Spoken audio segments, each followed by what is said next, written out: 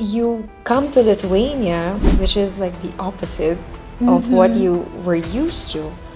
And on top of that, you have to raise children. And I felt alone raising biracial children. She left the Philippines, married a Lithuanian. Now she's raising biracial daughters in a country where she never fully feels like she belongs. The skin tone is also different, but for my daughter, that's not important. Early on, I've already told them that they are mixed, that they are different.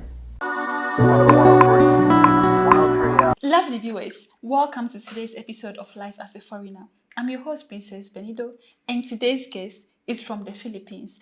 Actually, I had her before. Yeah. You came to talk about your Yes, experiences yes, and how you ended up here. In November, if I'm not Yes, mistaken. in November, yeah. Yes.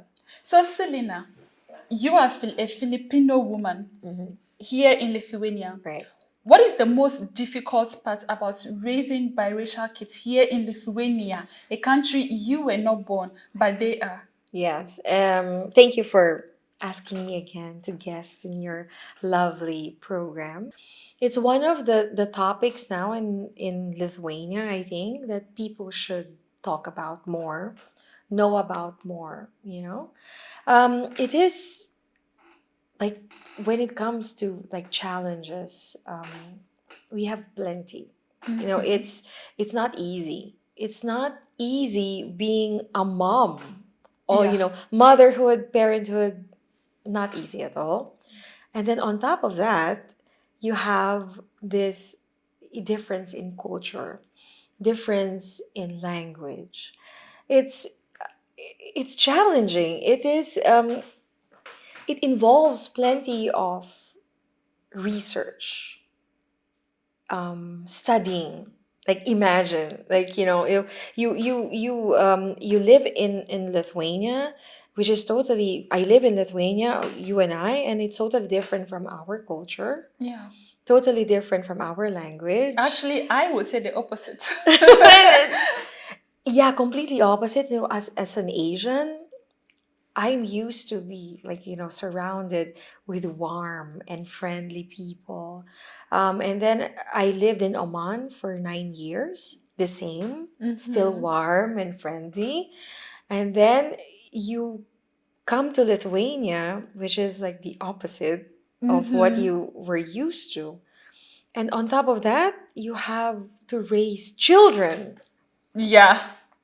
And it's, for me, I recognize the differences with when it comes to culture and language and food, even.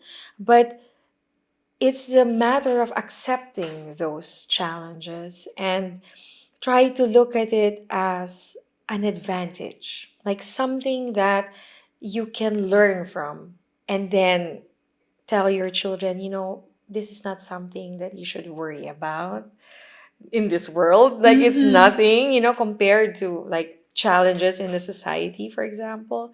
But we are learning. We are Yeah. continuously learning as moms, you and me. And you and I, we are in the same path, Yeah. in my opinion, regardless of our culture, our language, our ethnicity. As parents, it's a continuous learning process. It's a continuous knowledge, like you gain knowledge from it, you gain experience from it. And for me, it's tough. Like, there are times that you wish that, oh, what if I Yeah. just married, let's say, from my own country, or what if I married someone not from Lithuania, Or even what if I were still home? or not married at all. So that's like options, Yeah. But we are here. We are, everything is right in front of us now. It's just, I think, the matter of how we're going to tackle these challenges. Like it's up to us, That's our right. and it will make it. I think it makes us stronger as humans, as moms, especially, to deal with these differences. Yeah. So, like, this is one of the reasons I like to talk to you. When I talk to you, you just give me so much insight into Oh. things that like you have no idea. Yeah, yes, like you talk with so much maturity. Oh, And when I thank thought you. about this particular topic, no other person crossed my mind than you. Really? Yes, And yeah. nobody would ever ask me these questions but you. Okay. So it's like, it's a win-win. And Yeah. I know in the previous episode you spoke about how you ended up in Lithuania, yes. but like this is a new episode. So can you give us a brief overview of Yes. how you moved from the Yeah. Philippines to here Okay. in Lithuania? I'll make it shorter because I Yeah. remember last time it was like Yeah, you gave so us the detailed. details, yeah. Okay, And so if you guys want to see and then like really hear all those details, you can watch the previous episode. right, Yeah. We yeah, will leave the yeah, link in the description yes, of this video. yes, and I often watch it too. Like I Oh, listen to myself and I was like, some parts are like cringe. really? No, but I enjoyed every bit of it. Really? Yeah, like I like talking to you, so Thank you. No, yeah. same.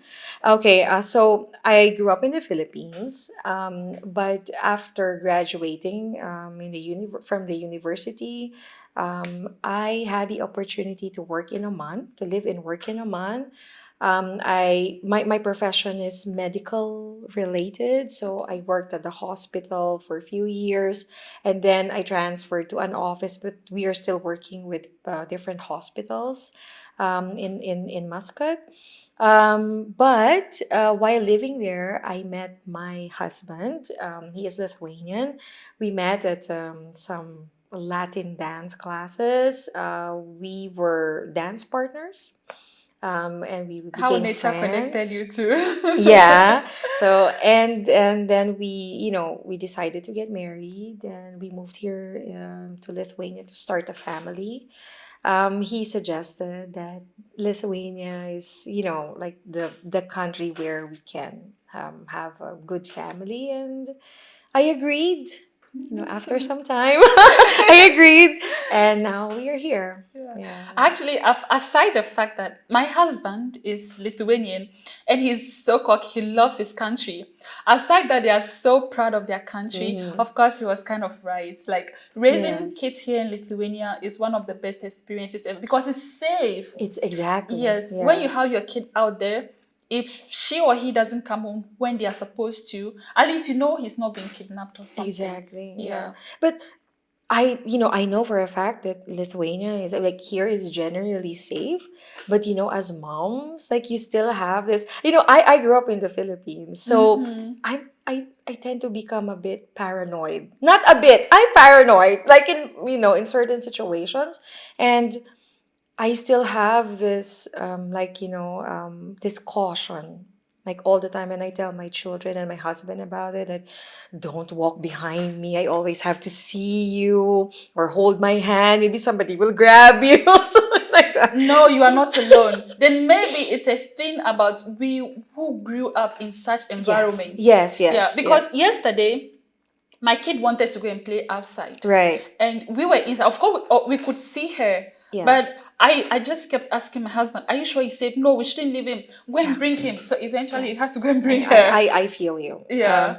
My daughter also, she wanted to play sometimes like on the in the yard, in the playground. And we had an experience before that she went with a child who's with her in the kindergarten. She was like like 2 years ago, so that she was like around 5. And this girl brought her to another playground, which is like far from our house, crossing the road. And No. I panicked because I know that I'm supposed to find her like right in front of our yard. And at the time, my daughter didn't have a phone yet. And well, luckily, this girl who took her, she had like other friends, so they have phones. And we had to call like the parent of like other children, like, can you check, And I panicked, like really, that I was so scared. Like, do we need to call the police? Like right away, that kind of Yeah. panic. But eventually, she was brought to us, and she cried like, "Mommy, I'll never do it again." Oh. And after that, we got her a phone. those like Nokia Yeah, phones, yeah. and so every time like she would tell me like, mommy, can I just play, just by myself? Or sometimes like she would meet some children and they want to play, now I always tell her, bring your phone, call me, just don't keep it in silent and keep it with you all the time, because that really Yeah. scared me. That scared me. It was one afternoon, and I was like, my husband was like, what do we do? And I, no, no, no, okay, okay. And all the parents also, like, they came out and they were searching for her, and then they were calling these girls who were with her at the time, and okay, like we found her Now I eventually. can be at peace. Yes, but then like that was an experience that I won't forget. And now I'm a bit more cautious, and I tell her like, okay, where are you going to play? Like, where would you be? Like I check her like by the window. Yeah, even though it's safe, but I still need to Yeah. know where you are Yes. going. Yes. Well, Yeah. you'll never Yeah, know, because isn't it? of course Lithuania is safe, but you had Yes. this case. Yeah. Was it like, I don't remember, like some few months ago, the kid who was kidnapped. I know. Yes, Yeah. it's here in Lithuania. Yet a Yes. kid was Yes. kidnapped. Yes. It rarely Yeah. happens, but it doesn't mean it cannot happen. Or there are cases also rape. Yes, So I've seen yeah, that in the news yeah, or in Facebook. And yes, it's generally safe, but it doesn't hurt for us, as moms, to make sure that we know where they are. yeah, yeah. And After all, you're the only one who knows the pain you had to go through to get them. So, I know. yeah. Like that was. What was your first impression about Lithuania as a woman, as a foreigner, and eventually as a mother? Okay, the first time I visited Lithuania was 2015, but it was my first time to visit Europe in general. So my husband and I, we were still working in Oman at the time, and he said, "Okay, though, we had a chance to go to Europe, and I will introduce you to my parents." It's like Oh. after a year of dating. And he took me around the Baltic countries. We went to Latvia, to Estonia. We visited Switzerland. Um, Immediately, when we were in Switzerland first, but in Zurich, in particular, and there are lots of people there from different races. Like you can see, like Asians and Africans, South Americans, people with like mix, different types of hair. It was amazing. And then we traveled to the Baltic areas, and at first, like when I arrived, it was this experience in the bus. We were in Riga, I think, at first. And there was one elderly woman, and she looked at me from head to toe, like Okay. scrutinizing me. But I thought, like, maybe she hasn't seen an Asian before. Or maybe she was thinking, where is she from? Yeah. And why is she with this Caucasian man? Yeah. It's It always could be. best to assume the best and not Yes, the worst. yes, Yeah. yes. So, but I looked at her because I noticed her, and I smiled at her like any other Asian would do, probably. I smiled at her, and she turned her face away from me. Oh, okay. And That. then, okay, I looked at my then boyfriend, my husband, and he was like, he made his face like, don't think about it, like, don't pay attention. I said, okay. So when we visited the Baltic, especially Lithuania, I got those reactions. Like they look at you, and then when you look at them, which is like normal. Like when you see Yeah. somebody looking at you look at them too. Subconsciously, something will tell you to look back. Yes, Yeah. exactly. Even if they were standing behind you, Yeah. but you get this like no, no, I wasn't looking at you. No, no. So okay. So then maybe it's maybe they haven't seen someone like me. And then when I looked around, well, basically yes, like I was different. Yeah. I was smaller, number one. Of course, my hair is different. My build is Your different. hair is different. I mean, it's like, darker than Okay. Lithuanians. Like, I see most of them with blonde hair or dark or light brown, blue eyes, Yeah. tall people. So it was different. And then you look at me and they all have to look down. It's a different level, and then I speak in English. Like everything has to be translated for me by my husband. So it was a different experience. I felt like I stood out in a negative way. Like Yeah. I was the odd one out, Yeah. like all the Yeah. time. And I after a while you get used to this Yeah. in our area, because I lived in Pasialaiche. When after I gave birth to my daughter, of course, like I would do like every other mom would Yeah. do here. You bring your daughter out in a stroller. Yeah. You take her out and you go to the mall or buy some things from the supermarket.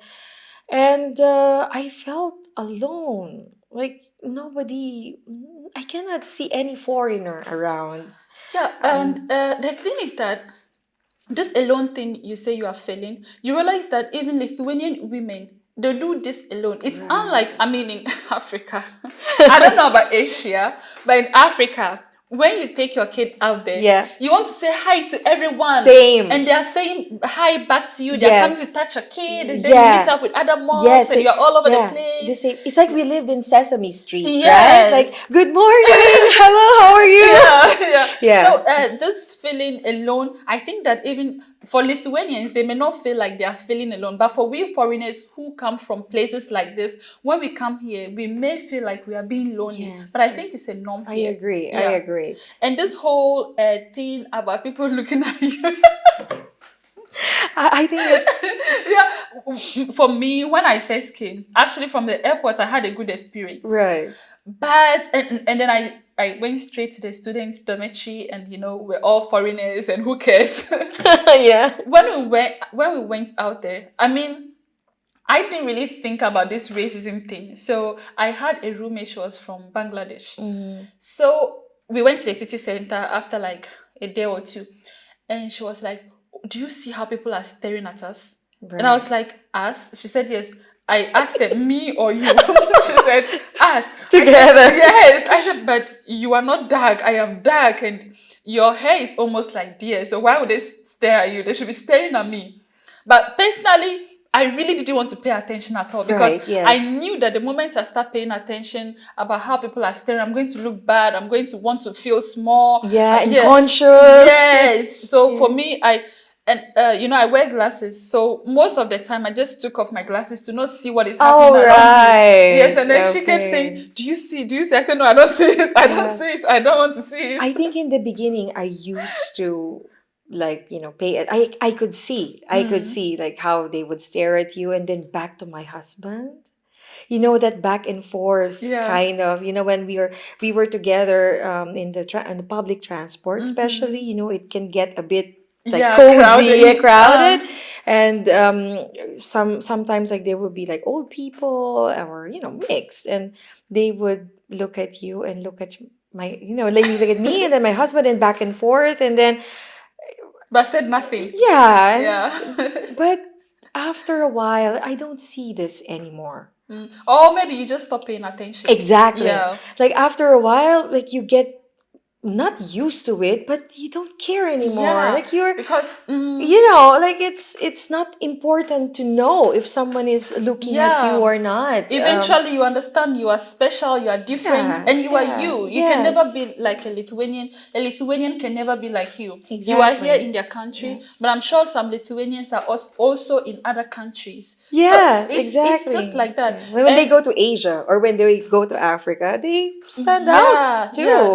so it is what it is. Yes. Most importantly, we have people here that love us and care about us, and they see us for who we are. So if other people are seeing us in a specific way, that is their problem. And I had another experience, not really experience, but like somebody, a journalist wrote an article about me when I came and I was a student, and Right. like she heard my name Princess. She was like, oh wow, she wrote an article, and she posted it on Facebook.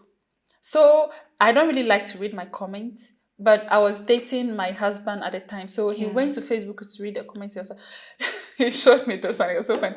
She said, they come here and they take our men. She calls herself a Oh princess. no. And then she said, princess monsters with their noses all over their faces. When I saw that comment, it was so funny. I just couldn't stop laughing. I heard a similar comment. But I wouldn't name that person.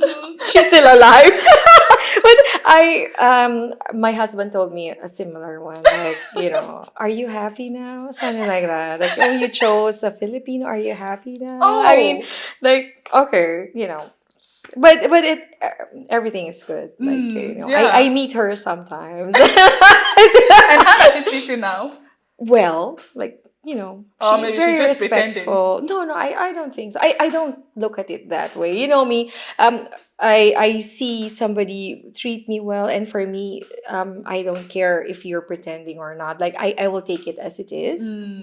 And I think it's okay. Like, I never, like, when I see her, I don't think about the comment. Yeah. Just, I speak to her in Lithuanian, and yeah, Ah, so yeah. I mean, it's these days fine. your Lithuanian is Yeah. pretty good, so Everything is yeah, good. yeah. I didn't really think about that like as something negative.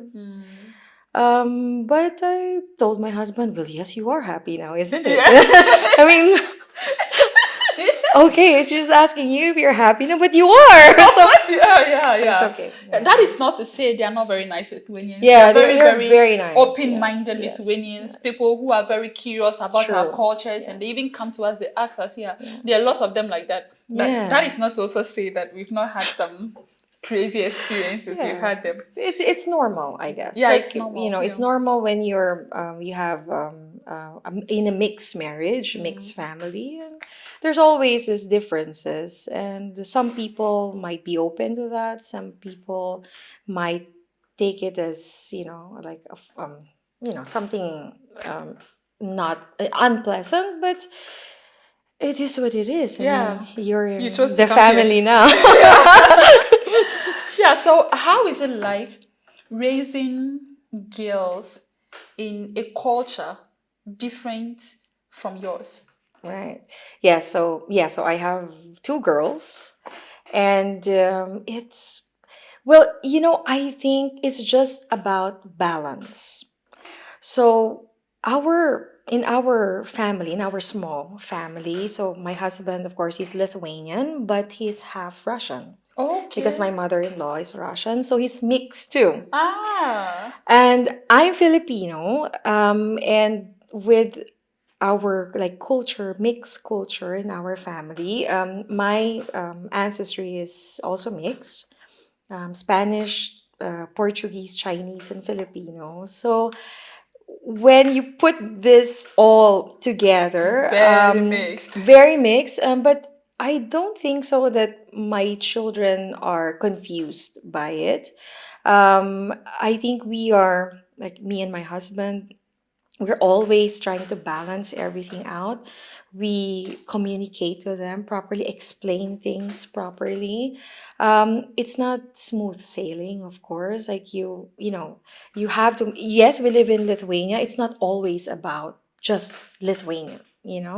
We mix it up. Since I'm the mom, like you have more influence somehow. As moms, we have more influence on our children. So I will give an example. Let's say about food.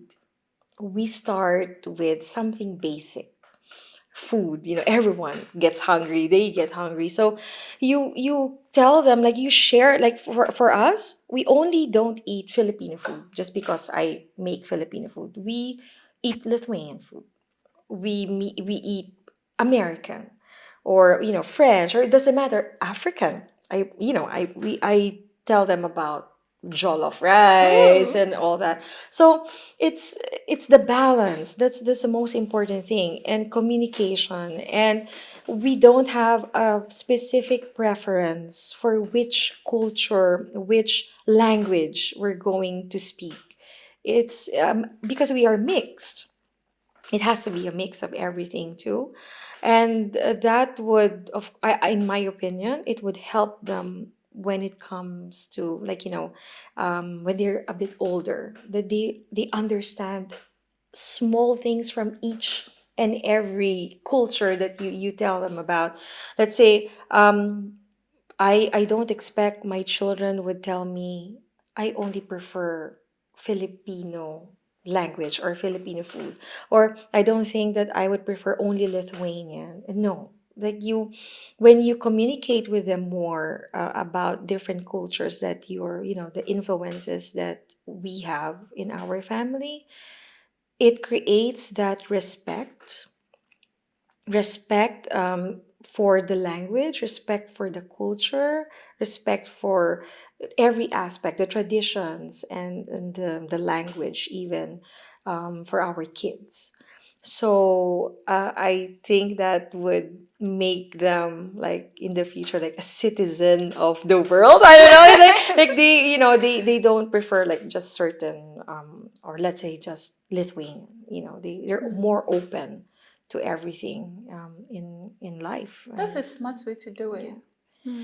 I don't, I'm not like very close-minded. I could be patriotic. Yes, I am patriotic, but um you're in, like, in a country where you can meet different people from different nationalities, and I make sure that my children are aware of that. I with in our, like, business, in our day to day, you meet people from, let's say, Azerbaijan, or South America, or Mexico, and my children, because of us, they meet them too, if they're children, and then they know, like, oh, okay, mommy, what language are they speaking? Oh, they're speaking in Spanish. So then you open their minds to Yeah, that, yeah. and then they develop this respect for, like, compared to someone who's just like, no, only Lithuanian. Like, it will be more difficult, I think, for them to open up and start, let's say, appreciating all these other cultures That's so cool. around us. Yeah. I had a guest there before, legalized, and he's from Russia. Okay. So he left Russia during the war because apparently he doesn't like what is happening there. Right. And he was so confused about why their president wants to, like, take over the world. Like, he's asking, why, what do you need that for? I think he's not Because the only one. There's another one too. he says, because these days, like, a country starts building a car from here and they ends up finishing it here. Right. So these borders, of course, they are there, but they are not even that necessary to the extent that you want to. As people are moving freely these days. Yes. Yes. So, like, what you are saying right now, I kind of connect the two. Like, kids should not be so closed-minded, or like Yeah. should not be so restrained to the extent of thinking that just because my mother is from this country, Yes. I have to do things just according to this country, Right. and not try what is happening in this other country Yes. too. Yes. Yes. So yeah, I think this is a very good way to go about it. It gives them the advantage Yeah, in the yeah. future, because they will not, there's no border, there's no boundaries for Yeah. them. They can communicate with anybody. They won't be afraid to talk to different ethnicities, Yeah. people from different nationalities, and it would give them more experience, more, open-mindedness, and even empathy. Yeah, Yeah, yeah. it would help develop empathy eventually, which I think we need Yeah, these days. absolutely. Yeah. So, have your daughters ever asked you, Mom, why do we look different from our classmates? Um, at the moment, not yet. I think they, early on, I've already told them that they are mixed, that they are different from, let's say, Lithuanians who grew up here, like really from here, Or Lithuanians who have both parents that are Lithuanian and Yes, Lithuanian. that's right. Yes. I already pointed out this fact early on. So I never heard them say that, "Mommy, why do I look, or do I look Filipino, or do I look like Lithuanian?" No, I think they understood this, that they are. I always tell them, "You're half Filipino, you are half Lithuanian, you are, you have this ancestry and this and that," and they there's no, as children they accept it. It's there's you will not feel any hostility towards this, or they don't show that, "Oh, but why?" Or but sometimes my daughter would say to me, "Why am I only half Filipino? Why I cannot be Filipino?" Sometimes she would ask me that, and my answer would be, "Because you were born here and you have to accept that you but it doesn't matter that you cannot be Filipino if you're only like half, like, Yeah. you can do that in many ways, as a Filipino, or you can be just Lithuanian if you want to. It doesn't matter, but you shouldn't, like, I want to be like this and that, and you have to accept like who you are. You are half Filipino, half Lithuanian, and that's a fact. You cannot change it. But if you want to say, like, to yourself, "I want to be like a real Filipino," there are ways to do that. Like, I was telling her that you can start like with small things. Let's say now, she when it comes to food, like, they prefer Filipino food more Ah. than Lithuanian. Are you sure you didn't make that happen? Partly, yeah. I think it's my fault too. But then, like, you give them a choice sometimes, Yeah. and they would probably like eat like how Filipinos would eat. Of course, I'm proud of that. I'm proud of that. But yeah, so it's a matter of like making them realize that who they are. Yeah, yeah, Yeah. that's it. Yeah. So, like, just yesterday, I was telling my daughter is just 2 years. I was telling her that, like, you're so beautiful, you're so unique. Yes, Yeah. yes, Even though she doesn't fully understand everything yes, I'm saying, but yes, I'm saying it anyway. yes. And I was telling her, you are mixed. You are half black and half white. She couldn't understand me. Like, I say it and she repeats it. But Yes, yes, I want her to know yes, this from the yes. early stage. And Yeah, what you did, yes, I think I'm doing the same thing. yeah.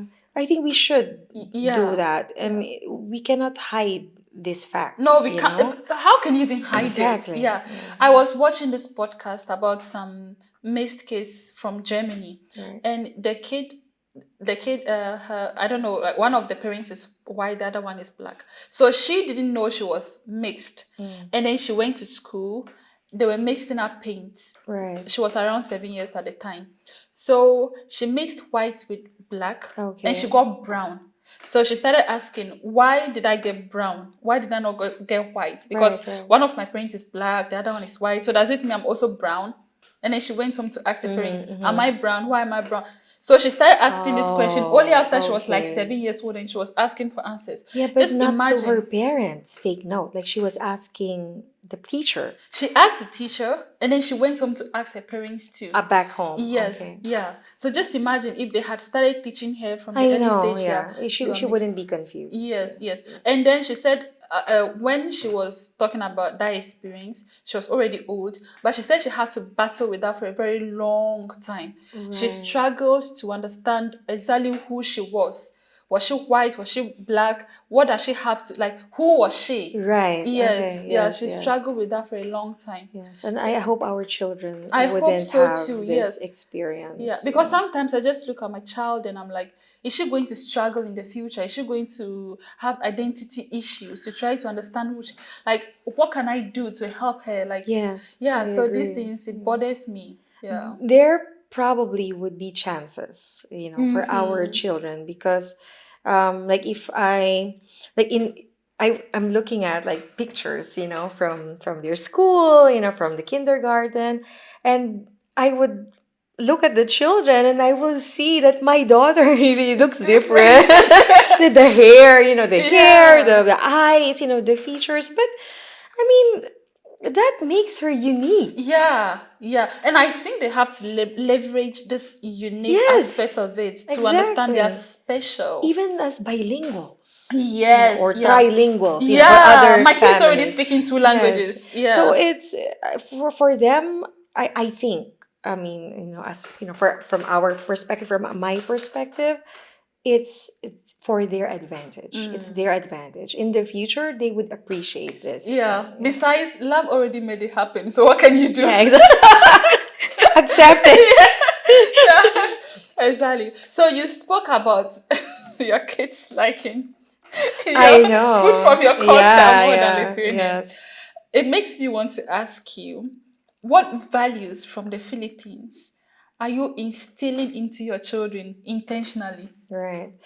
Okay, so because we of course we have plenty of values, and as Asians, and I'm sure you understand, like for from Africa as well, respect is very very important, and one of the things that I always tell them is to respect your elders, respect the babushka, the mochute, the grandmas and grandpas. Don't talk back. Like, because that was how we were raised. You have to respect your parents. Make sure that you don't say something offensive to them. So that's one. Second, it's the gratitude. You always say thank you for everything you receive. So I always tell them, let's say you buy something from the store, just a simple, somebody gives you something, a candy, a relative, a friend, or you say thank you Yeah. all the time. And this, you develop this gratitude. It's not like you have to tell them once, as early as, as children, being children, because you make them appreciate that what they get is a blessing. And saying thank you, maybe you've met people around it who are like, oh, okay, I got it. Like, I'm no, thank entitled you. to Yeah, have it. exactly. But I don't want my children to grow up like that. I want them to be like me. Like, you say thank you for everything, small things even. Doesn't matter how big or how small you get, they're still blessings. And thank you, gratitude is something very important for me. Going to the church, like religion, it is one of the, as Filipinos, we are very much religious, not only like having a particular religion. It doesn't matter what religion you have, But you but it's should believe the, in a supreme being. yes, yes, the divine. Like, I always, I've taught my children that from the beginning, from early on, how to pray. We go to church, and I want them to always think that, there's like safety in having or believing in the divine. One of the things that I always tell them, like this is like in a daily basis, is having a respect for food and the person who made it, from where they get the Indeed. food, the Okay. resources. So this practice is actually from my dad. When we were children, we shouldn't leave any grain of rice on the plate. My dad would always tell us that every grain of rice is from the sweat and blood of the farmers. I always tell this to my children now on a daily basis. I tell them that you shouldn't leave food on the plate. And, I give them, of course, like portions that they can finish, but it has to be clean. No single grain of rice. And I repeat that to them, like how my dad repeated us that to us, It doesn't every mean you day. don't give them enough. You give them enough. And even if they are Yes. not full, they can take more. Yes. But just that you don't want them to ask for too much. Right. That Yeah. they won't finish it. I don't want them to, have this like, wasting the food, because where do you get the food? Your parents buy for you. That's money. And then you get it from, the farmers. And, it's like, I want them to realize from now that not everything is not easy. So you have to give respect to the ingredients, to the people who made them, the cook even, the Yeah. process of cooking or making the It dish. takes time and effort. Yes. So now my daughter, my eldest, would be like, Mommy, what did you say about the rice? And then she would see like my husband. Sometimes he would have some grains of rice around the plate, and she would say, Mommy, look at Daddy. He didn't finish. Look, he has some grains of rice. He still has some rice. And then she would repeat that. You shouldn't waste the rice because every grain is from the sweat and blood of the This farmers. is deep, actually. Yeah. So growing up, also, my parents did not really let us waste food. Right. And this whole religion thing, we spent a lot of time at the church, Yeah. but I've still not taught my child how to pray. Right. And now that you are saying this, I feel motivated to go home and teach her how to pray because she's already 2 years. What am I waiting for? Yeah. Yeah. I started early when I Yeah, had so I kids. should already start teaching her how to pray. Yes.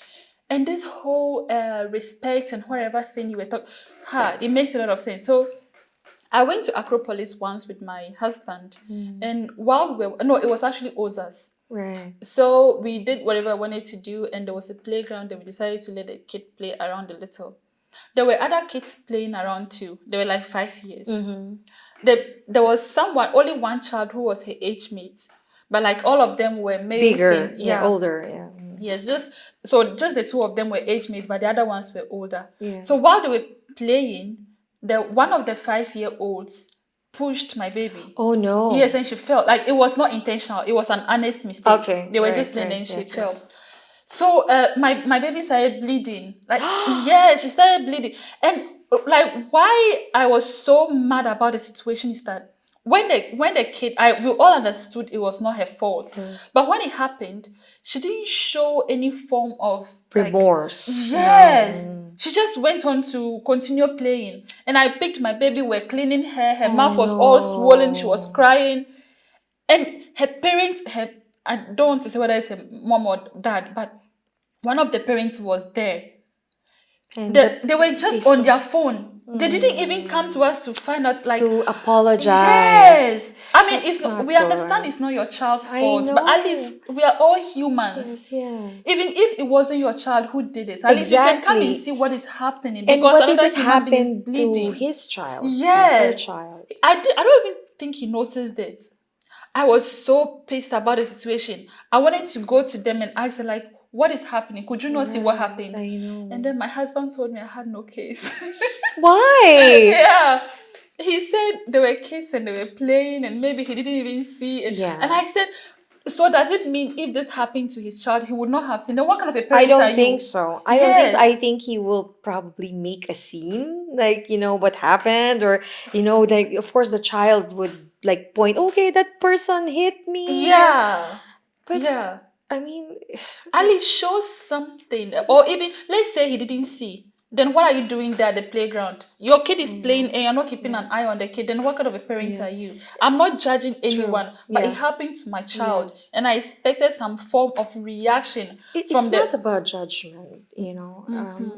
I think as parents, we have that responsibility to teach our children that if or when you hurt somebody, intentional or not, you have to apologize. Like, we have to set the example as parents.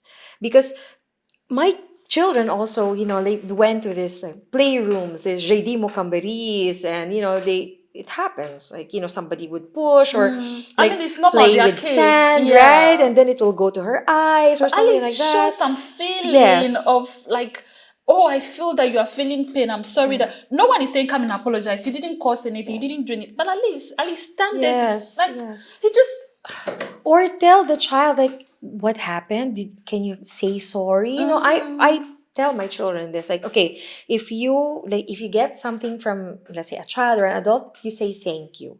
But if in any way you Hurt cause like someone. inconvenience, or hurt somebody, or let's say just even like, pushed, or, something like something fell, you say sorry.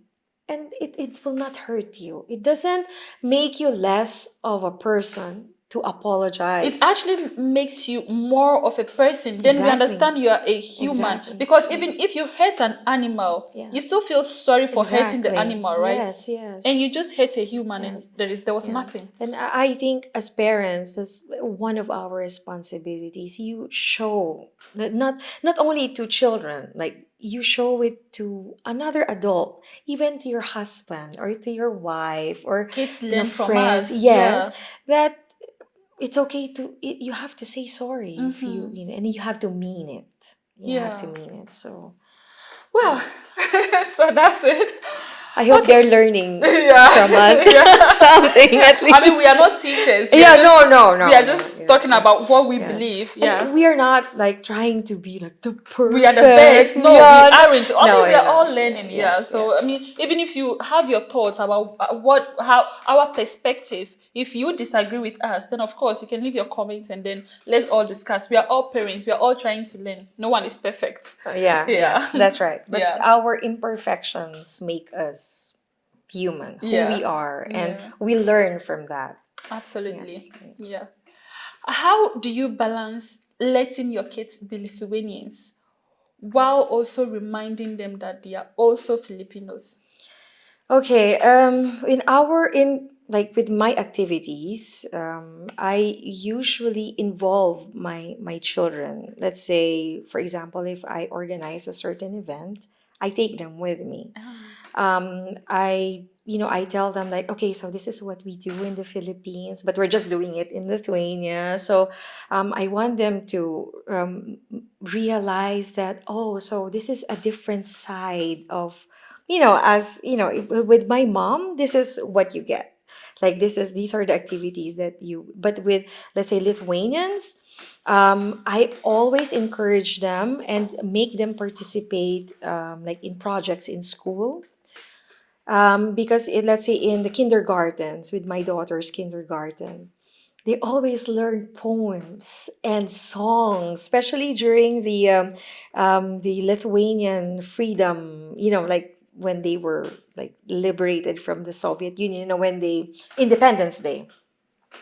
I'm always surprised when they sing, and they come back home and they know a new poem or elerashtis and the songs about Lithuania. I think I saw one of the The videos. videos, yes, I Yes. uploaded, yes, and I sing with them and I dance with them, and I want them to know that even if I am not Lithuanian, and now that I live here, I will be engaged to know about your poem or your song, and I will sing with you. I will learn the lyrics with you, because it's you that's how you show respect, for the country and the traditions. And I want, as a mom, like I hope that they can see that I don't make them prefer a certain country or culture. Like, yes, I have more influence on them, but it shouldn't just be about the Philippines. I don't talk about the Philippines if I don't need to.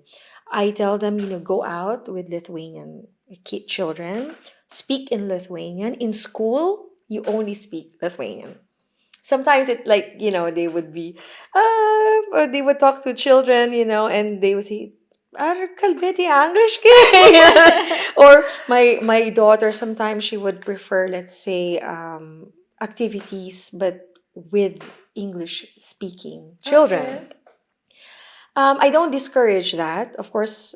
Wherever they're comfortable, it's fine, but then there should be this, like with me, I make sure that, no, you have to, when you are in school, speak to Lithuanian children, speak to them in Lithuanian, be more like open, and don't just say, but I prefer English, or I prefer, this Filipino. No. Like I said earlier, there has to be a balance. And as a foreign mom living here, I am not close to this, like thinking that, no, my culture, that's what you all, focus on. No. I encourage them to like do projects, like okay, let's say like last this year, when we celebrated the Independence Day, I downloaded some activities for them that would make them remember, oh, these are the colors of the Lithuanian flag, you have to color that. And I show them photos of how these Lithuanian dresses look like. What they, in the city center, sometimes you Yeah. see them around. We went to, what is the muge in March? Kazuko muge. Yeah. So in Kazuko muge, you have all these different Lithuanian handmade crafts. And we went there. I showed them. I bought this sode. It was hanging from my kitchen. This is one of these Lithuanian iconic decorations from that people make. And I there's always, like, in our house, like a mix of everything. You have this, so they can see my flag even. They have Lithuanian flag. They have, so it's easy if you put effort into it. Okay. Yeah. So then how many languages do you speak at home? And how do you Right. manage the language mix? With me, English. Okay. With my husband, Lithuanian. And we do this shift. They do this shift. Like they talk to me, just mommy, can you blah, blah, blah, in English. But then with my husband, only Lithuanian. And sometimes they would say the same thing, but they translate it. So that's what we have at home. But sometimes, I tell them like some Filipino words, sometimes even Spanish, because You speak Spanish too? the Filipino language is a mix of Oh. different languages because of, Yeah, how the we were history. colonized. Yes. And part of the Filipino language is actually Spanish. And we still use Spanish, not the like completely, Spanish, but there are like words that we still use that are Spanish. And I tell them sometimes, when I hear like Spanish words, I tell them, okay, this is what it means. So sometimes, I understand Spanish words, and I tell them. So it's just a matter of giving them information, education in a way that they wouldn't be just closed minded, like I prefer only certain cultures. No. Yeah. Have your kids, your girls, ever faced any identity issues because of how they look or speak, or even some weird comments from Right. others? Um, okay, how am I going to put this? Comments about their looks, like now that they are, they're developing. Yeah, I mean, I saw them, they were really cute. Thank you. I didn't have any problem with that. But I think when I was pregnant with them, like some, like even from my family back home, of course it's normal, like they're trying to guess how your children would look like, isn't it? They Yeah. would predict. There you go. Yes, predict yes. predict Some people how. even showing you pictures. I know, like Yeah. I think your daughter would look like that, Yeah. or your son would look like For me, this. my husband did it. He put our pictures together for some IA to Yeah. did I say IA? AI. Artificial Yeah, intelligence, AI to generate let me just clear this. You know how I always get confused with the AI and IA, IA. because back at my university in Ghana, Right. we have this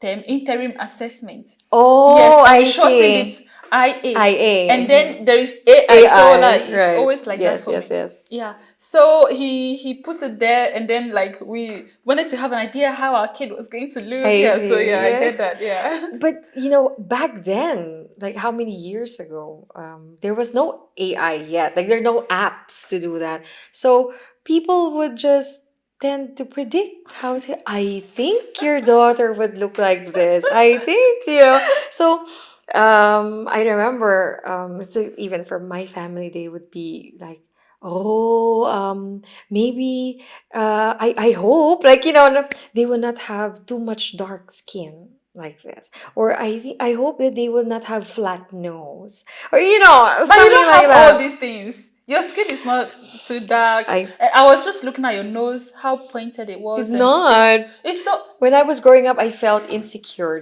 Have a about, good look at mine. no, no, no, it's not. No, it's not at all. And, for me now, it doesn't like that, not important. But then when my daughters were born, and then like now you see them, that they got my husband's skin, and, they look so like, White. yeah, white. And then sometimes I don't see any Filipino traits in So them. you ask yourself, did I really give birth to them? Yeah. And for me, those were like, okay, like comments, but that's normal. Like, these are like part of, like, someone, when someone is pregnant, you kind of do that. So it's not like really offensive at all. It's just like, you gives you like a bit of, how you call it, not anxiety, like you just kind of overthink, like Uh-huh. oh no, but what if it's like that? Oh no, but what if she's right? You just kind of worry, but then you just wait, and Yeah. And it of turns out to course, be okay. whatever comes out, you're going to accept it because Yes. at the end of the day, it's your child. And oh, so my sister told me this when we were kids. She said, regardless of how ugly somebody looks, when you look at them for a very long time, you begin to find them attractive. Oh my So yeah, so for me, even if I give birth to the most ugly child on this earth, when I look at them, I'm still going to find them God. attractive. Children are never ugly. They're Well, always but let's cute. assume that everybody says, "Oh, your kid is so ugly." Oh my When I look God. at them, I'm still going to find them attractive. That's horrible. I mean, for somebody to say that, like, But that we're person must have hate the world. no, but we are humans, like these days, like I don't show my kid's face to the world on the internet. Which is good. Yeah. Yeah. But even not showing her face, if I'm just doing something, showing just her back, her hair, the Yeah. kind of comments I get about How her. come? Yes, people leave very bad comments.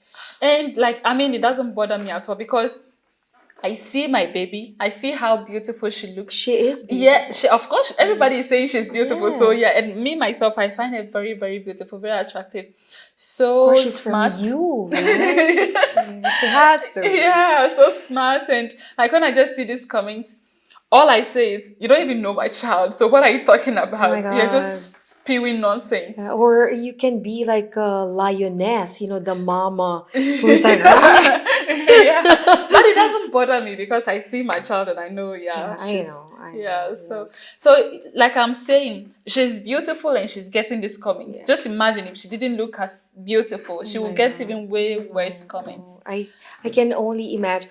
Maybe you've seen this. Her name is Auguste Nombeko. No, I've not Oh seen my God, how her. beautiful she is. Like, she's Lithuanian, but and I would imagine like your daughter would grow up like her. I Oh, mean, just try to see her video. She's a singer, and okay. she's always in the Eurovision. Maybe I've Yeah. seen her before. I Yes, just yes. I've seen her in person. I mean, not too close, but oh my God, like she's a goddess. So ah beautiful. because I watched a biracial girl on Lithuanian television, Right. but I don't know her name. Yeah, with like a nice curly dark She hair. always changes her hair, so Yeah, that's right. But she's a singer. Like okay. I she's a think my husband performer. said that Yeah. particular girl is Yeah. also a singer, but I don't know Yes. her name. Auguste Nombeko. Okay, Yeah. Oh my I'll look, goodness. I'll look Oh her. my God. She's so gorgeous. Oh my, and I've seen her in person, and her voice, her skin, her face. Oh my. Like I'm having a girl crush, but yes, she's amazing. She's amazing. Oh, to add to your like if like there were like struggles, as like a biracial, just once, like my eldest daughter, when she joined the kindergarten, she struggled a lot. I think for the first year, it was difficult for her to find friends, and she told me that they don't talk to her because she didn't speak Lithuanian.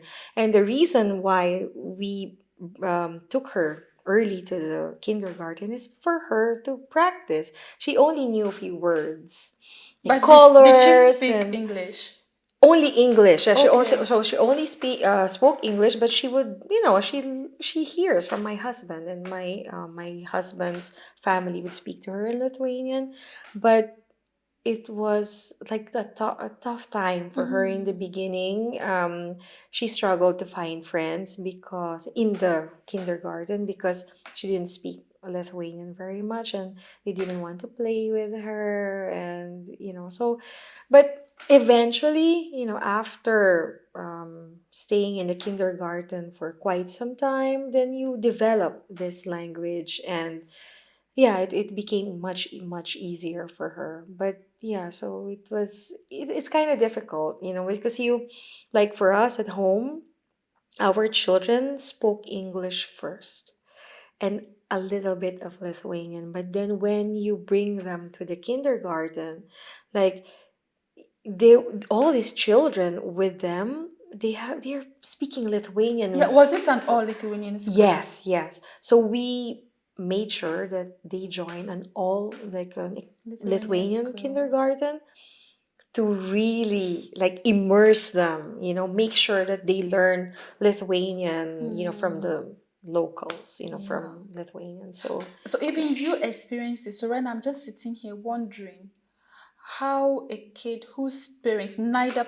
whose um who has both neither of his parents being Lithuanian will feel in such a school. right. Oh Yeah, no. yeah. That's oh my And, God. and now there are kids like that here in Lithuania. Yes, yes, like Yeah. you're from like a different country, both of you from different Yeah. nationalities, Yeah. and then you join a Lithuanian Yeah. class. So Must be very yeah, difficult, must and be. not Yeah. only for the parents, but of course for the child. Like you're, Oh yeah, for the child because yeah, even your kid could understand some yes, little and she yes, and faced she it. So just struggled. imagine, yeah. Yeah, she struggled a lot, and I could see it. She was coming back home. Like, did you? I would ask her, like, what did you do today? Did you like call her today? Did you find a friend? Did Oh. somebody talk to you at least? And she would be, oh, we were playing together. But then sometimes she would tell me, no, they're like playing as a group. And then she would be sitting in one corner and she Oh. would play by herself. And I would, I will feel bad for her. I Oh. felt bad for her. And at some point, I even asked this like The teacher, teachers.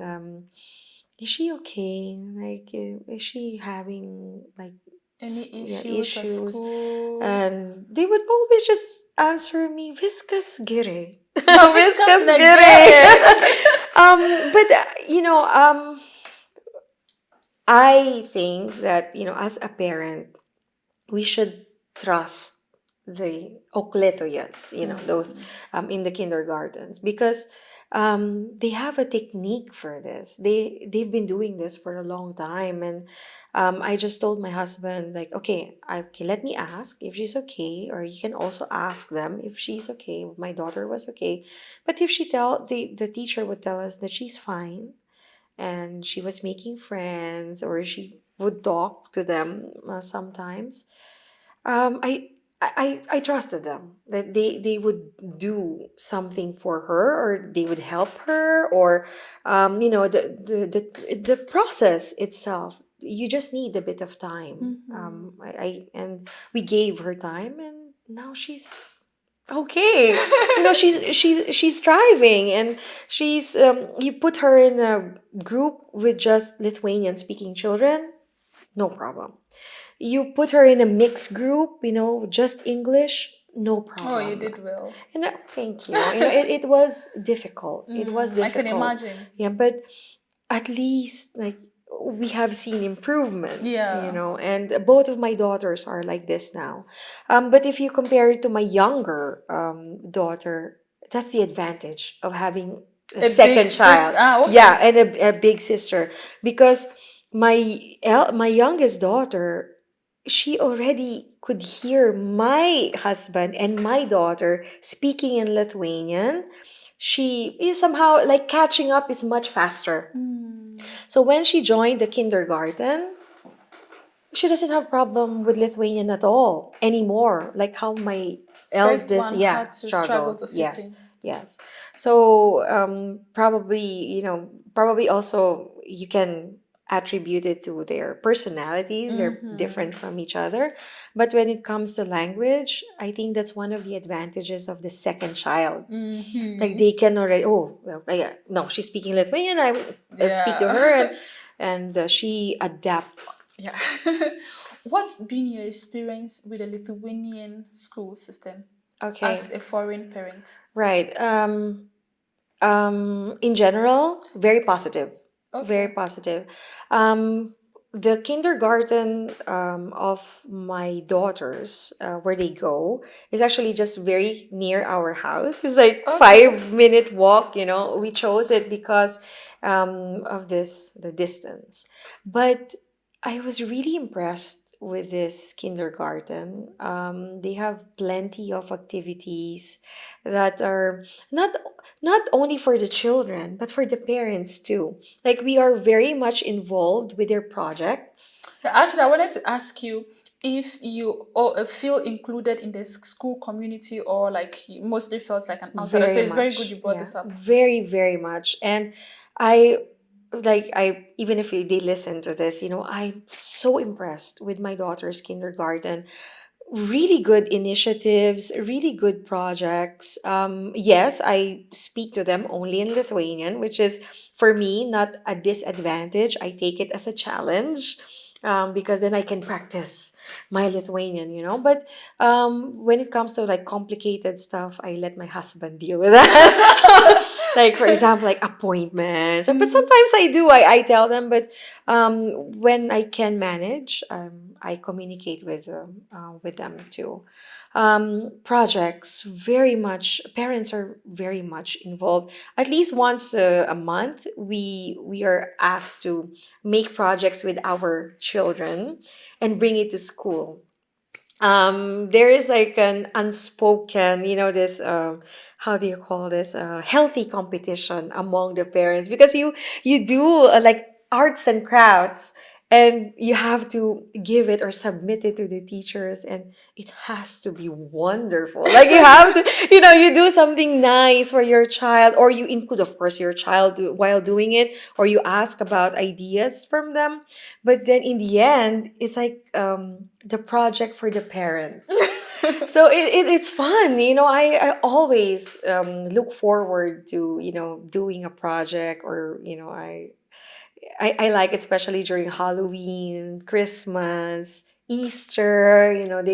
They give us some projects, and sometimes contests. Like they have some contests, so it's good. Okay. Not only that, they have some initiatives. Like for example, this is what I really like. Uh-huh. In the beginning of the school year, the first day of school, the director would say, instead of using your money to buy flowers to give us, you know what they're asking for?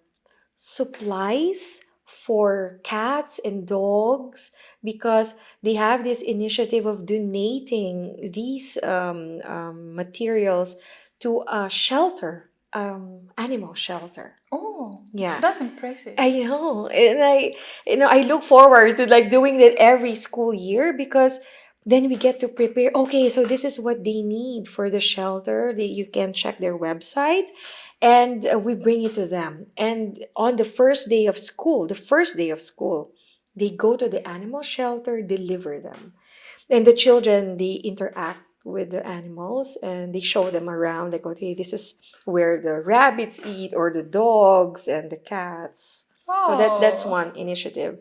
Every Christmas, we get to donate like toys and clothes, winter clothes and shoes, to this Darjales, and they bring them to orphans. So it's really impressive, and I really like their projects. Oh. My daughter, my eldest daughter, now goes to a private Lithuanian Australian school, and as parents, they're so open with us. They involve us in everything. Even for both of them, this kindergarten and my other daughter's school, we see the transparency is there. We see photos. When they go out and they do activities, and that's for me is very important because I always want to communicate with the teachers. I always want to be involved in activities and being, outspoken that I am. I ask questions and I give suggestions sometimes, and I like that. And I think with this, with our experience, with the few years that I've had with, dealing with the kindergarten and my daughter's school, all positive for me. Never had any issues, never had any problems. Probably just the language, Yeah. with the kindergarten, but it's not something that I would complain about. It's manageable. Okay. And like I said, it's a challenge for me to, Yeah, yeah. to practice my Lithuanian. I think it's just how you think, you look at it. Like Yeah. there are things that maybe okay, yeah, they should also speak English to me because But you're in the no, country. yeah. So Yeah. I think it's just how your perspective on things. Now, personally, I've been very worried about this. My kid has not started school yet. Right. And I've been Yes. very worried how the whole thing is going to turn out. Okay. It's hearing Yes, this I from you understand you. is really Yeah. reassuring. Yes. You just have to, I think, choose, before you choose. And it's not, I think it's also good, like, to share it here in your program, that it's good to research, to do a research about the school, what people think about the kindergarten or the school before you like decide where to bring them. It's good to have several options and to go there to see the facilities because that's what they do before you decide to bring your child to the kindergarten and to the school. They take you around. They showed us the facilities, like where they sleep, where they take a nap, where's the bathroom. If they're like still small, they use a potty. You can bring diapers, like for small children. So where do they eat? What kind of food are they given? Because in this kindergarten, even in the although for my eldest daughter I prepare her lunch and breakfast every day to school, but for my youngest one she eats in the Even kindergarten. breakfast. Yeah, breakfast, lunch, and they have the like dinner, but it's like an afternoon snack. Okay. So they gave us a menu. They showed us like this is our supplier and this is what they get every day. If they have allergies, then they have a separate food. So yeah. That's good So to yeah, know. I'm sure you will find somewhere close to you. And in some kindergartens, some okoletoyas, they also speak English. Like if you're more comfortable, before you decide, like to you can check both private and government kindergartens and Yeah, schools. actually, for now, I think government is too late because of the competition. Right. Yeah, we Yes. already have some options, but like, this is my first child. This is the first time Yes. she's leaving me. I just have a mixed I know. feeling. Before we decided on the school, like me and my husband, we were talking like like years even before sending her, like where should we bring her, what should we consider. Yeah, You have to consider the price. yeah, Some money. Yeah, kindergartens are very expensive, yeah, and do we want that, or can we afford that? Do yeah. you want to like And spend is more the money in experience that? worth it? Yes. Yeah. So we were always like having discussions about it, lengthy discussions about, Yeah, but I think this decision is an important one yes, in a yes, parent's life. yes. Yeah. So, what's one parenting approach have you had a clash on with your Lithuanian partner? because of cultural differences? Right. Okay. When I was thinking about the answer to your question, of course, I had to go through like several memories, from Uh-huh. my bed. But my husband, I think the way he grew up is very similar to like my values. Um, My husband is also, from a mixed marriage. My mother-in-law is Russian, and his dad, my father-in-law, he is Lithuanian, but he also speaks Polish. Like, he has those influences. And they're very nice, kind-hearted people. And when I look at my husband, somehow I see my dad in him. Like I ah, chose a husband who is similar to my dad, and I attribute his values to my parents-in-law, to my mother-in-law and my father-in-law. And somehow we never had like serious clash when it comes to the upbringing of my daughters, because his values are very similar to mine, when it comes to respect, or like talking to our okay, fine, like maybe discipline, but it's like, we are parents, like yeah. sometimes, we get angry, but we never had like a serious argument because of your culture it's like that, or because of my culture. No, we never had this. And I think in that aspect, I'm really very, very thankful, and appreciative of my husband's upbringing. It's like, like he's a gem I found. And I even told my mother-in-law that you really raised a very good son, and I'm really very lucky that he's similar to my dad. That, his only addiction is to eat. That's it. But so it's yeah. We never had very like serious problems about raising our children. Like when, I told you the values, like earlier. He's also the same, very respectful, very, and you can see how he loves his mom. Yeah. And of course, I want my daughters to see that, because that's how it would inspire them to look for a husband like my husband too, like how I did, like how I found, or chose a husband for myself, is because I saw how my dad was when I was a child. And I hope my children would realize that, they're very lucky to have this Such man a as his father, father. yeah. Yeah, their father. Yeah. So there is the Filipino food that you've kept alive in your household, and there are the values also. Are there any Filipino traditions that you've you are still keeping alive? Right. Yes. And Plenty. Yeah. okay, can you tell us about them? Um, I remember, like, say, four major ones. First of all, is this going to church. I make sure that although not every Sunday, because with the schedule and all that, God but understands. yes, yes, yes, I think he does. But I make sure that I bring them to church. I tell them who is this man on the cross, like why was he there, why is he there, and I tell them like slowly, and I make them pray, like to pray to their guardian angel, to bring them to the church, even if we don't attend the mass. But of course, I bring them to mass too.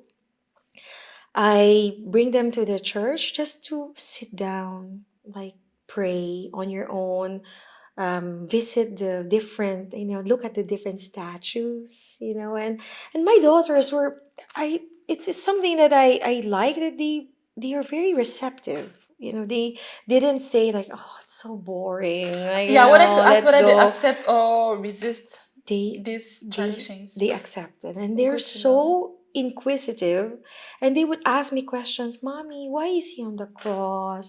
Why he has all these wounds? And one time I was with my youngest daughter. We went to the cathedral, and I showed her my favorite place there, the Shroud of Turin. This the cloth that, it's a replica, but it's a cloth that they were used to wrap a man who had similar wounds as Jesus Christ. And she was asking me questions, and I told her how important it is. Why is it good to look at it? And then I showed her this is Jesus Christ, and so and so. And so, those things, like, I start small. Like, I don't want to bombard them with all this, about religion and all that. So that's number one, because religion is very important. Second is Christmas. Christmas. Filipinos, we celebrate Christmas the earliest in the world, I think. We start from the 1st of September. Really? Yeah. But by 1st of September, you will hear Christmas songs already everywhere in the malls, and So until after January, until the Three Kings. So that's where our Christmas would end. So yeah, it's a long Wow. time. It's a long time.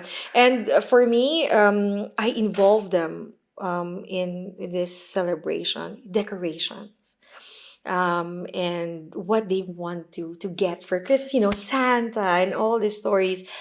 So for us, because as a Filipino, Christmas is very important, and I make sure that the experience for my daughters would be very pleasant too. Like, they would enjoy and look forward to Christmas all the time.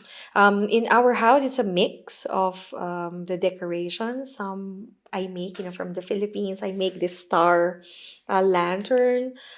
So they have decorations that they see, let's say Lithuanian ones, because here you have those are carved wood with with the names, and handmade crafts. So it's in our, on our Christmas tree, in our decorations.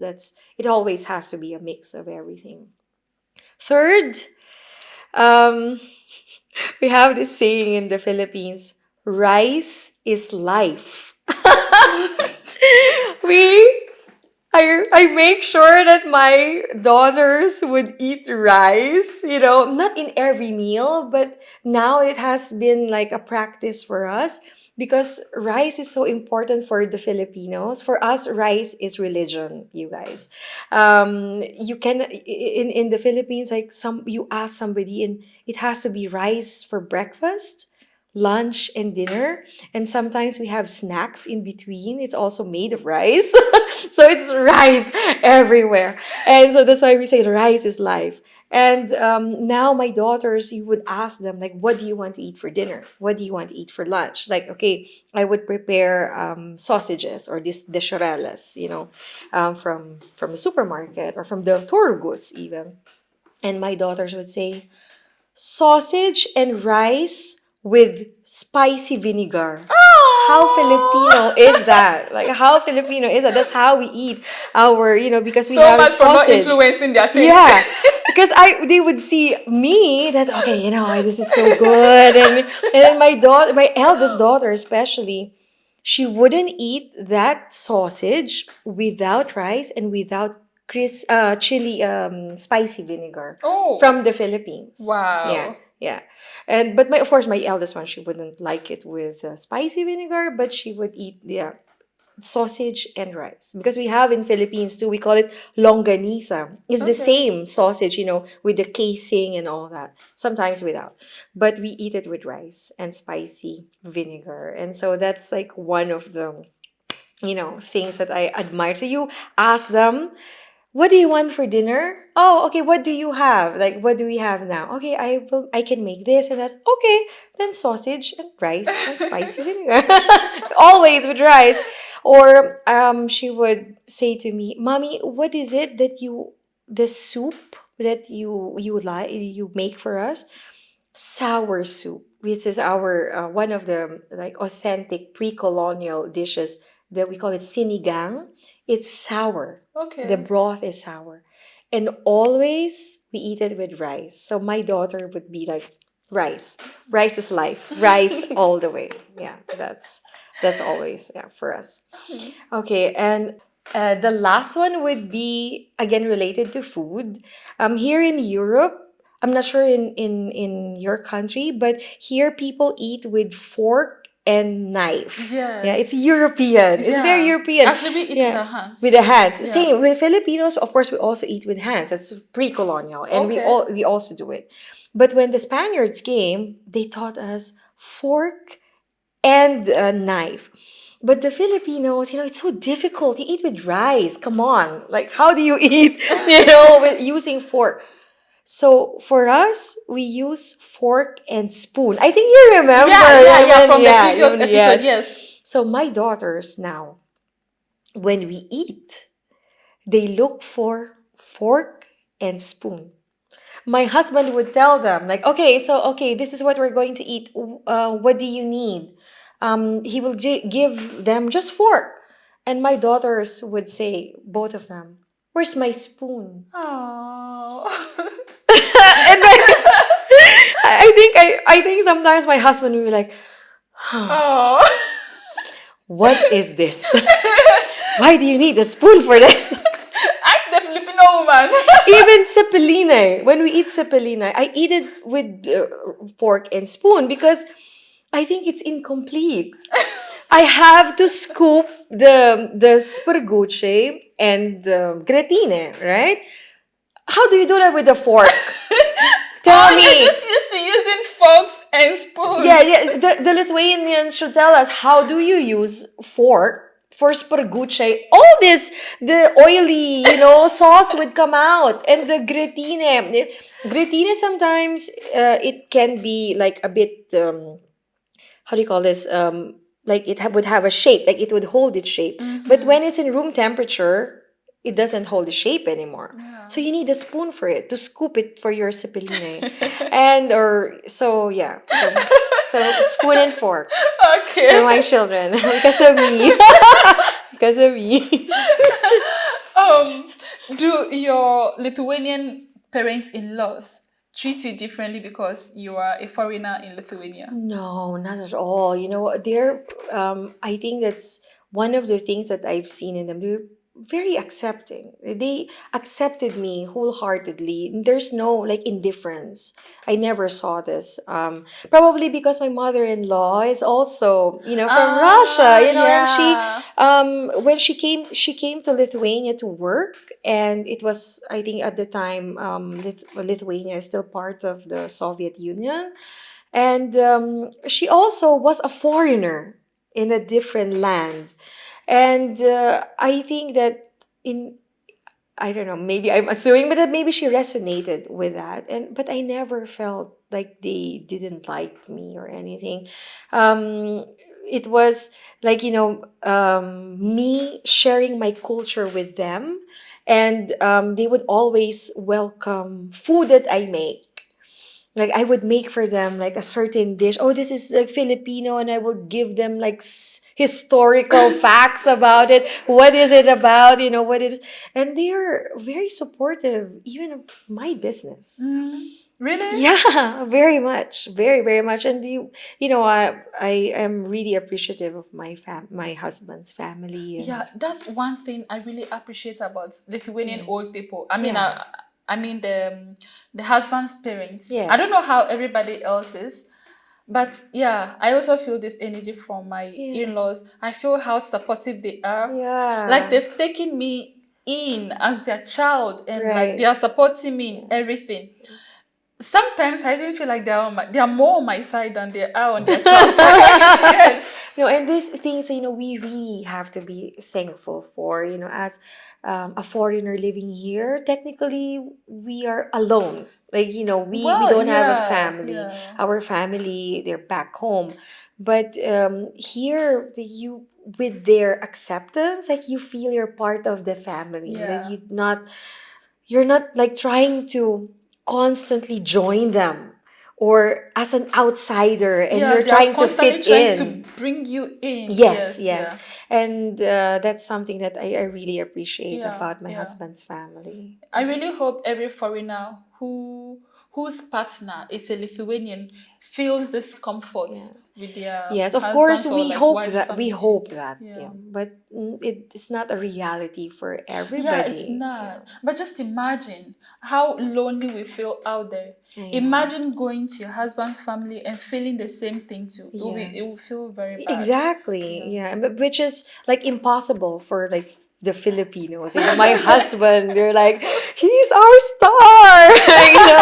They welcome him with open arms and overfeed him, as usual. So, yeah, so Yeah. it's reciprocal, I guess. Yeah. Do your kids ever compare themselves to the local kids in terms of beauty, skin color, or I mean skin tone or hair? Yeah, my eldest daughter would say that she's so white. She's so fair.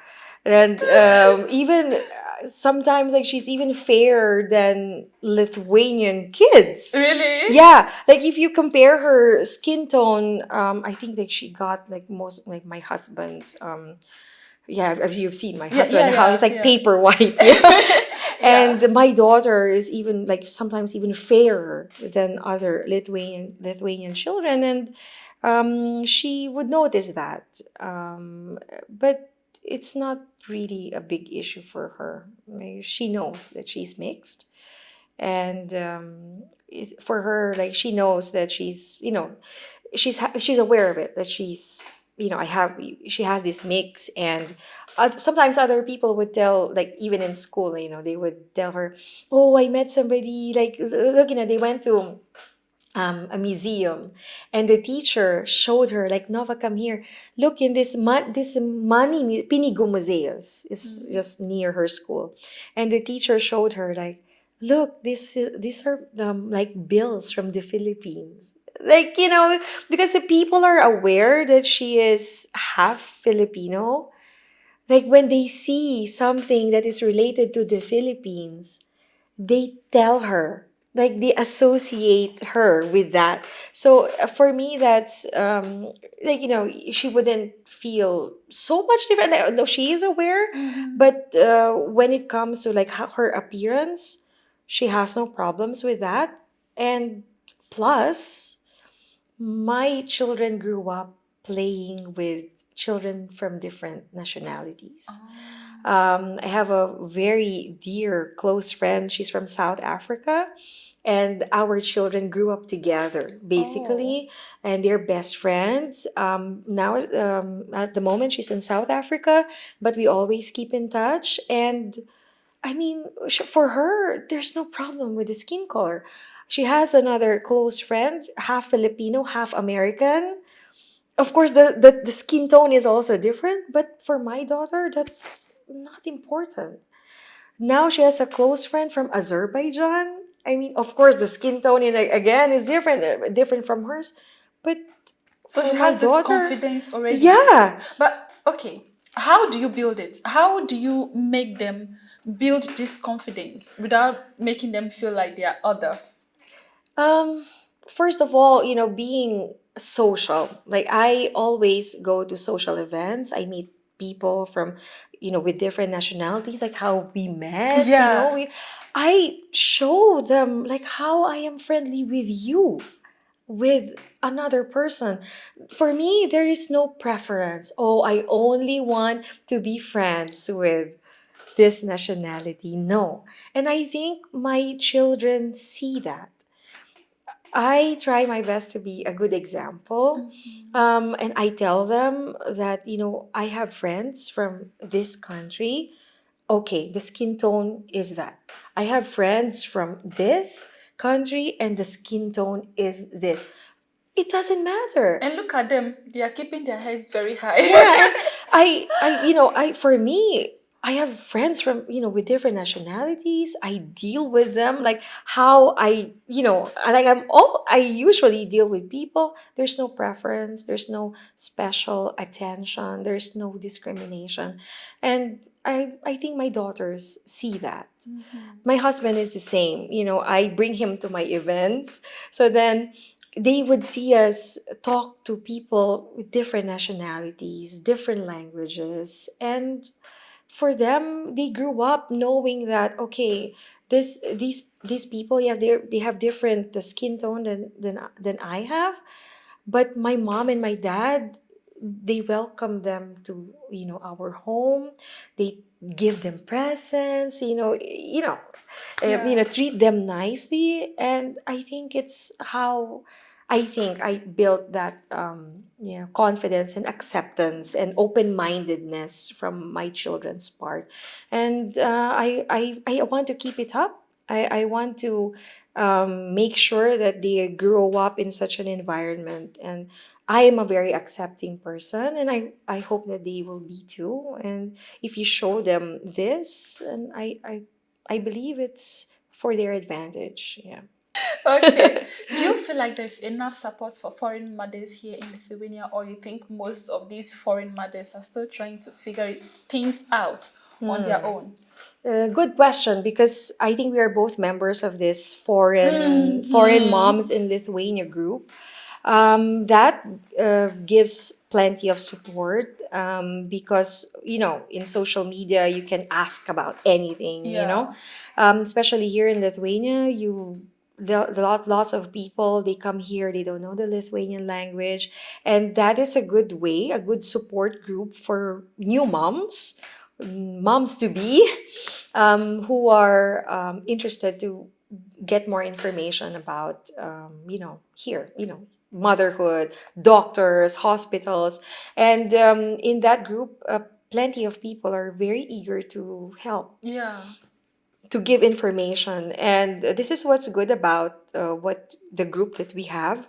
No one is greedy or selfish, No. to We keep this all know what it information for means. themselves. Yeah. Yeah, and that I think it is good in a community, that you're not afraid to ask, one, and second is you're not afraid to share information or experience that you've had, because of course not everyone would have like good experience. I've also had like my shares of ups and downs and bad experiences, but as parents, or as a new mom here, it wasn't like a challenge for me. Of course, sometimes like you want to look for moms like you. When we live here in Pashalaiche area, it was like I just had to go to Google, like, and check activities for my child, and I find, Oh, and there are places where you can bring your child and like let them have fun, interact with other children. So there are plenty of opportunities here and and support. activities and support. But you, as an individual, as a mom, you have to also like do your part, And even put yourself out research. there too. Yes, Yeah. yes, yes, yes. And there are plenty of people who are willing to help and willing to support you if you need help. So yeah, it's there are opportunities for moms. Okay. What is the most ignorant or funny comment a stranger has made about your family before? Hmm. Probably one would be about my height, Oh, okay. because I'm not tall. But I'm not very No, very but short compared to either. Lithuanians, Compared to yes. Lithuanians, oh Yeah, you're not yeah, tall. But in your definitely, country, yes. I'm not sure you are short. Um, yeah, I mean there are shorter people too, but well, here in Lithuania, probably their concern would be like, like I heard, like, oh, maybe your children would be like small because you are small. Oh, And it's not bad, right? I mean, it's not like really bad, but then they have to consider, let's say, my husband's genes, his genetics. My husband is not very tall, but his height is average. And it turned out my daughters are like, they would probably be taller than I am. So that's only like what I got.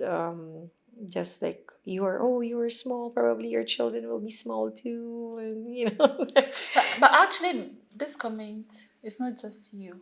I got it too. Right. Yeah. So, like somebody said, my I'm small. My kid may become small. They even said a dwarf. Oh my gosh. Yes, yes. But I mean, it's like, It's not yeah, nice. it's not. It's not. But Yes, it is what it yes. is, you know. But as a, let's say, as a pregnant mom, like, you would add to your anxiety, isn't it? Like, I'm aware of how I look like, my height. It's not something you could hide. Yeah. But then if somebody would tell you, oh, like, it adds to your, like, Yeah, it adds. It adds, but then again, you have to know the person is wrong. The person called me true. small. Yes, in terms of You're weight. not. Yes, in terms of weight, I may not be big, but in terms of height, I'm average. Yeah, no, you're Yes. actually tall. Yeah, Yeah. and my husband is tall. So how do you even get the idea I of know. calling or saying I Yes. may give birth to a Yes. dwarf? Yes. Yes. For me, I know it's nonsense, and True. yeah, and I know that what the person said about your family also, it's nonsense. Yes. Because like look at you. Like you may think you are short. Yes, you are in Lithuania. People here are very tall. Compared to who you're standing next to. Yes. So and your husband is not like he's not short. Yeah, yeah. How can you even come up with something like this? Yeah. But When that gave me a bit of anxiety though. Yeah, really, for yeah. me, it didn't. Yes. It annoyed me that a person said that, but it didn't give me anxiety. You know what? When I was pregnant, I was concerned because when, let's say, you give birth to, isn't it, to a baby, they will check the weight, or even in the womb, they check the weight, right? So then I kind of like overeat to make sure that my baby inside me gains weight, Oh. because then I would compare it to the weight when I was born, like my firstborn. Uh-huh. My I found out that her weight when she was 7 months old in my tummy was my weight when I was born. So I see, like, you can compare it. I was smaller, Yeah. but then when I gave birth to her, and then I found out that she is heavier than me, then I was relieved Oh. because I thought, like, oh, okay, so okay, those that overeating work, I guess. But like this is the thing. Even if she's your height, and so what? You are beautiful. Oh, And thank aside you. everything, she's a girl. Okay, Yes. maybe if she's a guy, we'll be a little bit concerned. But as a girl, are you kidding? Yes, I know, I know. But then, of course, that for me, I wanted her to be taller than I am. I mean, come on. Like, so both my daughters, I would expect them to be taller And than most me. of the time, it's like that. It is, yes. Yeah. And I always joke to them about this. Like, eventually, when they're both taller than me, they would have to use a megaphone to talk to me, like, Mommy! Can you hear me? Down there? Like this. You're And funny. yeah, they would be like, Mommy, what are you saying? But then I said, like, you can, Mommy! They would do like this to me. So, to me eventually. Yes, yeah. So that's just like, me joking. And Yeah. I would tell them, no, when I'm older, I would be smaller even. Yeah, yeah. When You you're, grow old and then you get yes, even yeah. smaller, So yeah. then they would have to shout. If your daughters watch this episode someday in the future, what message do you want to leave for them? Oh, when I was looking at that question, I was like, oh no, we shouldn't be so emotional about it. Not like, like Meghan Markle writing an email. No, it's not. It's not about. It should be like very direct message. One day definitely they will watch this episode, and they have watched the previous one as Okay, well, so but they now know they don't you. really understand. Okay. Yeah, they know you. That's why they know you, and it should be just a direct message to them that whatever struggles that we had, with me and my husband, your mom and your dad, those are worth it, to make them happy, to make them safe, and to know that, to secure their future, here in Lithuania or somewhere else. And we may not be rich. As a family, I always tell them this. We may not be rich, we may not have the luxuries, that other people can afford, like expensive cars or expensive clothes or whatever. But we are happy as a family and we are complete and we are always there to support them and to guide them and to give them love. We are here as their mom and dad who, we try our best because parenthood will never be perfect. There's no formula for perfect motherhood or fatherhood. We also learn as we go along. We learn from our mistakes, and doesn't mean that if we limit them somehow, in some way, it doesn't mean that we don't love them. We just want to give them like a certain discipline that they wouldn't appreciate now as children, but they would appreciate it when they become older and when they too become parents.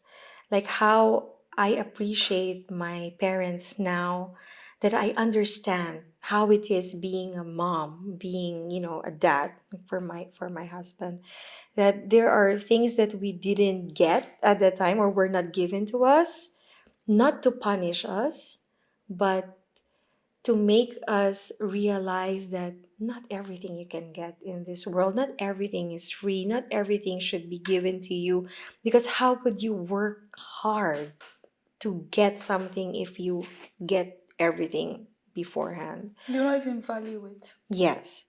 So I hope that in the future, when they watch this video, they would understand that they're always loved, they're always cherished, and it will continue until our last dying breath. It sounds so cheesy and it's cliche, but then that is true. We're not always here to guide them.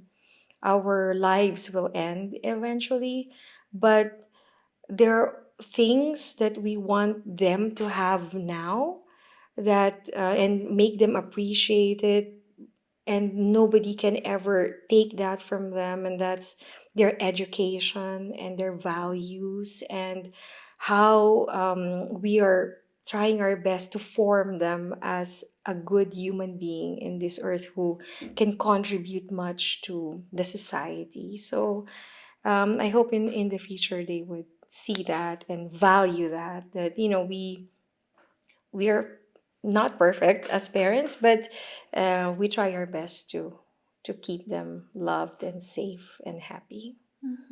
That's so cool and a very deep message. Thank you. And actually, the way I see it, if you feel something, if you want to say something, I would just say it. I don't care if it is a cliche. I don't care what somebody else thinks about it. Like recently, I was singing a Lithuanian song Right. and I I uploaded saw it. that. Yes. I saw that. Yes. So when That's I amazing. thank Yes. you. I haven't done that yet, though. I was a bit shy. Okay, we have Yeah. forget the lyrics. The lyrics, yes, yeah. So I uploaded it on Facebook and then somebody commented, "How cliche can you possibly be?" I was like, What's so cliche about that? I even said as extreme as I would like to be. I mean, if I feel something I want to do it, I'm doing it. I don't care what you say or what you think. This is just how I feel. For that person who said that, this is why they teach songs to children in the kindergarten, because that's how you can learn a certain language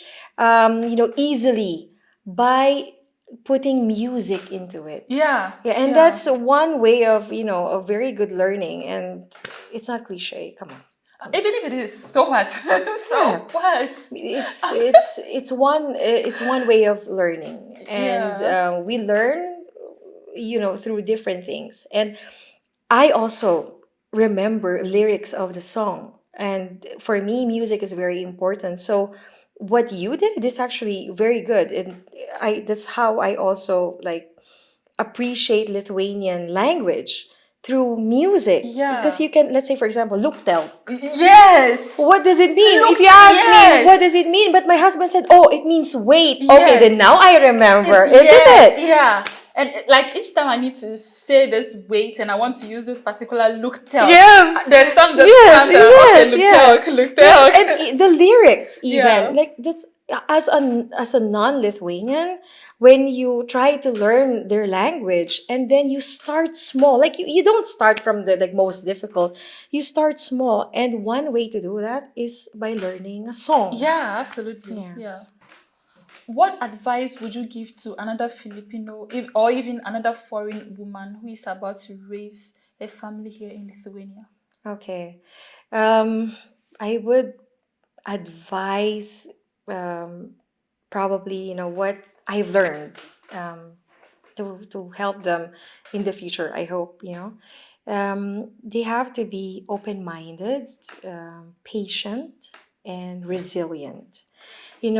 Living here in Lithuania is tough. Sometimes it could get difficult. I mean, I struggled myself. But our situation, our experiences, they're all different from each other. But there's no, and there's no like a guide. Even if you share your experience to somebody regarding living in Lithuania or raising children in Lithuania or becoming like a mom here, we will never have the same situation. We will never have the same experience. We all have different cultures, upbringing, nationalities, values. But you have to, as a person, make sure that you be patient. Be patient because everything will get better. Everything eventually will get better, regardless of what happened to your struggles, and be to keep an open mind, that things will change eventually, and you have to accept the changes that are in front of you, and you just have to respect that, the process. Trust the process, what they always say.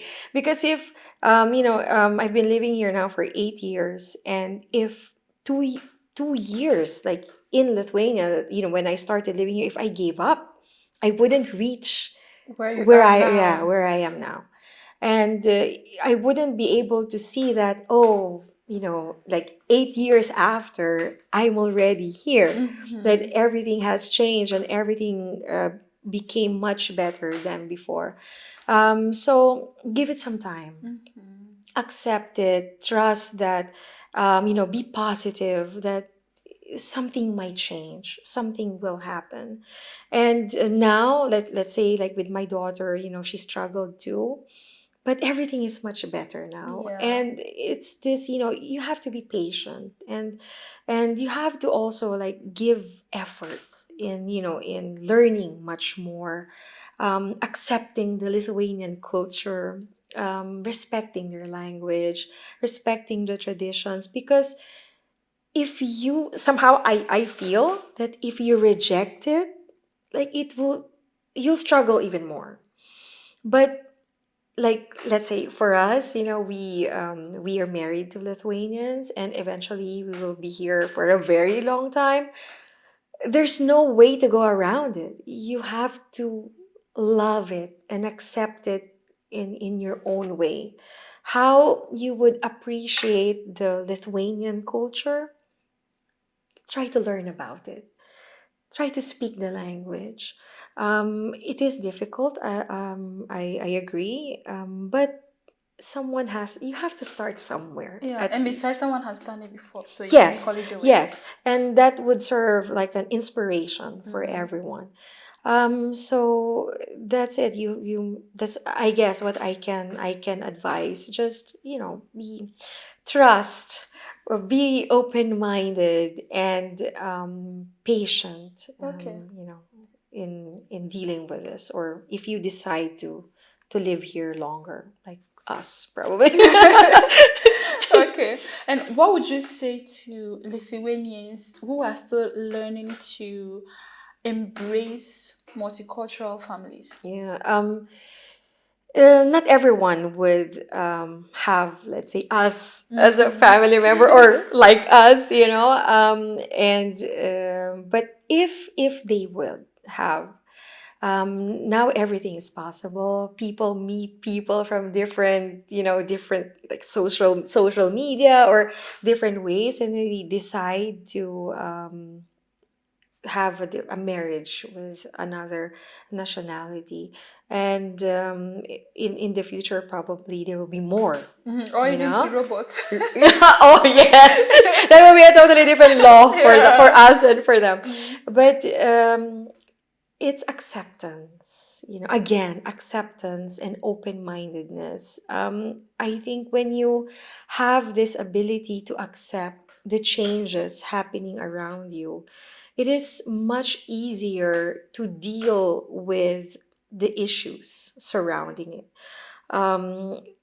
It's not impossible now to for a Lithuanian family to maybe have a foreigner in their family, or in the future they would have, because it's happening. Like, it's actually here, and they just I think they will eventually learn to accept, and to have an open mind that one way or another it might happen to them. It could be their son or brother or sister or daughter, and they will go through a similar situation what we had, so we've already like established ourselves here in a way, and we had struggles, but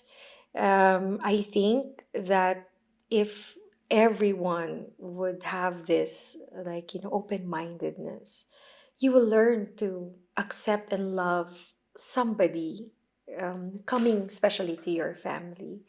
And we were lucky to have a very embracing, accepting family. But of course, not everyone would have it. But I hope that they wouldn't struggle so much. But in case, patience and to show respect to the Lithuanian family, or the family members, always, kindness. There you go. I think everyone will be melted. Their hearts would melt if you show kindness. So Genuine kindness. yes, genuine kindness, and yeah, and just hope for the best. Okay. Prayers. It's there's no specific formula, but Yeah. like that's how I would, I was dealing with it. Okay. And there's always like strength in prayers, in my opinion. Yeah. Okay. Now, finish this sentence for me. Being a foreigner in Lithuania has taught me that. Being a foreigner in Lithuania has taught me that a good and loving home can be achieved regardless of which country you choose, which nationality you want to, which nationality you have, and which culture you want to learn or adapt to. As long as you have love in your family, you have acceptance, you have respect for one another, you can have your home anywhere. And your language, your nationality, your culture doesn't matter.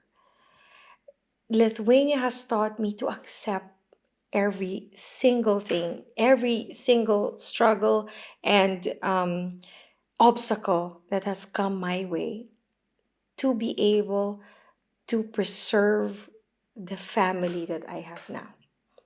And regardless, you can build your home anywhere, but now that I am here, this openness, the open-mindedness, the acceptance that, the change in me that was brought to, like, the decision of coming to Lithuania, regardless if I struggled, regardless of, like, it's so difficult to find friends or to study the language. I disregarded all of that because I know that our sacrifices will pay off eventually.